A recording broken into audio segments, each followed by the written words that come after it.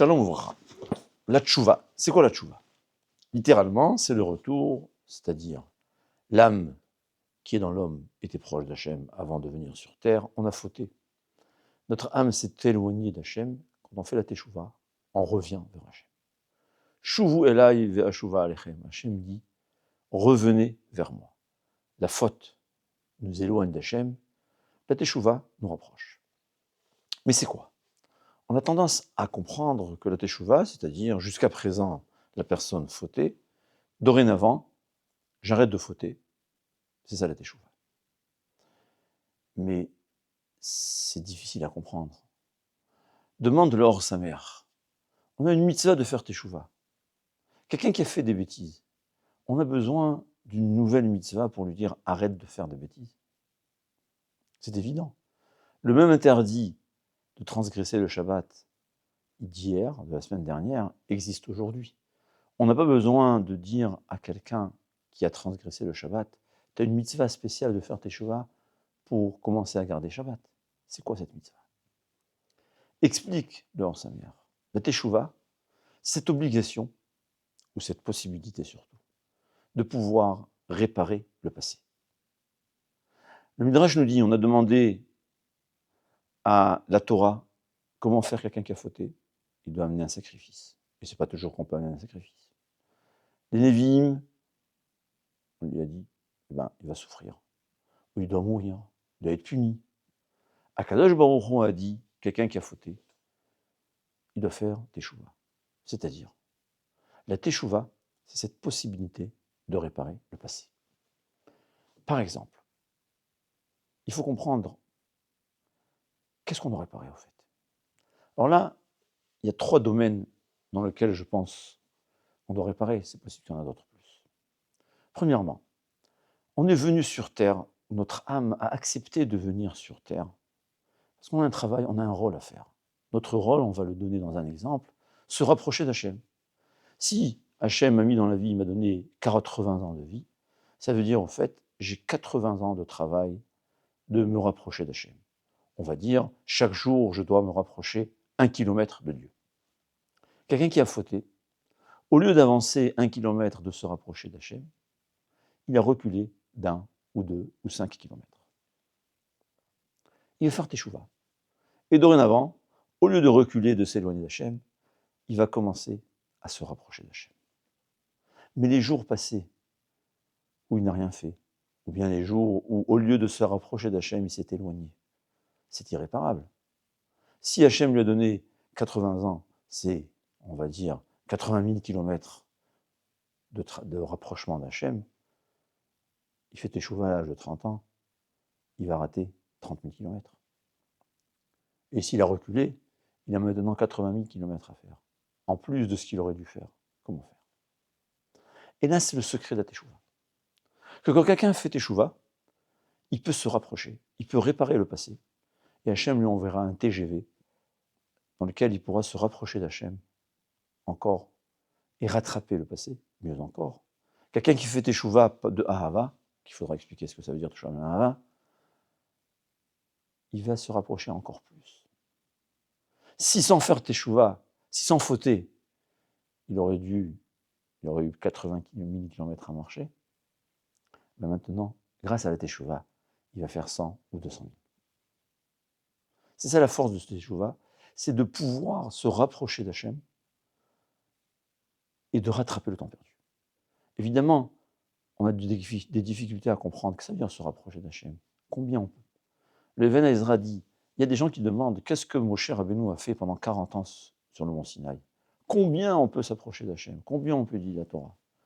Et nous dit le Even Ezra, la Avodat Hachem, le service d'Hachem, le cœur, pour que le cœur se rapproche d'Hachem, c'est illimité. On peut se rapprocher d'Hachem indéfiniment. D'ailleurs, c'est écrit que les tzadikim, même dans le monde futur, dans le Gan Eden, ils se rapprochent encore plus d'Hachem. Donc, la teshuva, premièrement, c'est rattraper le temps perdu. Je me suis éloigné dans le passé, aujourd'hui j'ai une possibilité de rattraper et d'accélérer la vitesse de rapprochement vers Hachem. Deuxième chose qu'il faut savoir, le Ramak, Rabbi Moshe Cordovero dans son livre, il écrit, quand quelqu'un faute, chaque faute qu'on fait, ça crée des anges. Au fait, chaque action qu'on fait, ça crée des anges. Quand on fait une mitzvah, on crée un ange de bien. Mais quand on fait une faute, chas v'shalom, on crée un ange de mal, on va dire un Satan. Et cet ange de mal, il veut tout détruire. Parce que lui, qui est spirituel, comprend combien c'est mal, combien c'est mauvais d'avoir été créé par une action qui est contraire à la volonté d'Hachem. Et au fait, il veut tout détruire, surtout la personne qui l'a créé. Il dit Rabbi Moshe Cordovero que Akadosh Baruch Hu, dans sa bonté, nourrit cet ange. Cet ange a besoin d'une source de vie. Cette source de vie, normalement, aurait dû être la personne qui l'a créé, et il aurait dû le tuer pour prendre sa vie.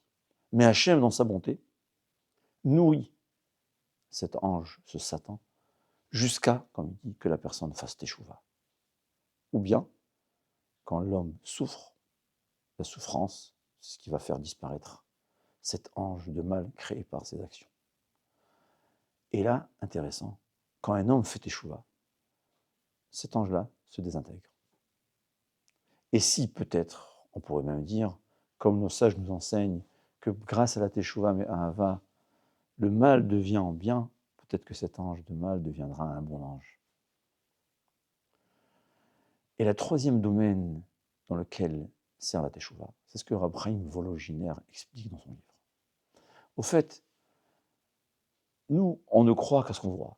Dans le monde physique, on fait des actions, on ne comprend pas quel effet ont nos actions. On ne voit que ce qu'on voit devant nos yeux. Mais il faut savoir qu'il y a un monde spirituel qui est beaucoup plus grand et plus important que le monde physique qu'on voit. Le monde spirituel existe. On ne peut pas le percevoir par l'un de nos cinq sens, mais il existe. Et au fait, chaque action d'un homme, il agit aussi dans le monde spirituel, pour le bien ou pour le mal. Quand Hachem a donné des mitzvot, où il a interdit des actions, c'est parce qu'il a créé un monde spirituel, que chacune de nos actions fait du bien dans ce monde spirituel, et fait du mal, chas v'shalom, dans le sens inverse. Et comme dit Raphaël Vologinaire, on n'a aucune idée combien de mal on crée par nos actions, combien on détruit par des mauvaises actions. Et évidemment aussi combien de bien on fait par nos bonnes actions. Parce que si nos actions font du mal, qui détruit, alors comme nos sages nous enseignent, le bien il est 500 fois plus grand. Donc nos actions font aussi beaucoup de bien. Au point où quand le prophète Irmia disait au peuple juif, faites teshuva, eux qui étaient des fauteurs, mais qui étaient des fauteurs qui connaissaient énormément, ils comprenaient ce qu'ils faisaient. Ils lui disaient, tu es un menteur. Parce qu'eux comprenaient la gravité de transgresser un Shabbat. Ils savaient combien de destruction spirituelle ça provoque. Et ils ne le croyaient pas. Ils lui disaient, c'est pas possible de réparer ce qu'on a détruit. C'est comme si quelqu'un il a appuyé un bouton, il a fait exploser une bombe atomique, il a détruit une ville entière. Tu lui dis, tu fais tes chouvas, et quoi? Cette ville va se reconstruire. C'est ça la force de la teshuva. Que Hachem, dans sa bonté, il va reconstruire tout ce qu'on a détruit. Mieux encore, comme nos sages nous disent, et comme le Midrash le dit, les fautes sont comparées à des pierres qu'on a jetées sur un roi. Quand on fait teshuva, on polit ces pierres et il s'avère que c'est des diamants. C'est-à-dire que si dans notre exemple, quelqu'un a détruit une ville, jusqu'à présent cette ville était faite de béton, quand on fait teshuva, cette ville va être faite de diamants. C'est ça la force de la teshuva. C'est réparer le passé dans tous les domaines. On se rapproche d'Hachem. On reconstruit ce qu'on a détruit. Nos anges créés par nos actions, tout sera revenu vers le bien. C'est cette puissance de la teshuva et c'est ce ridouche. Au point où la Gemara nous dit, comme chez Balé Teshuva, on dit quand on se réconcilie avec Hachem, c'est comme quand on se réconcilie avec quelqu'un de proche qu'on s'est fâché.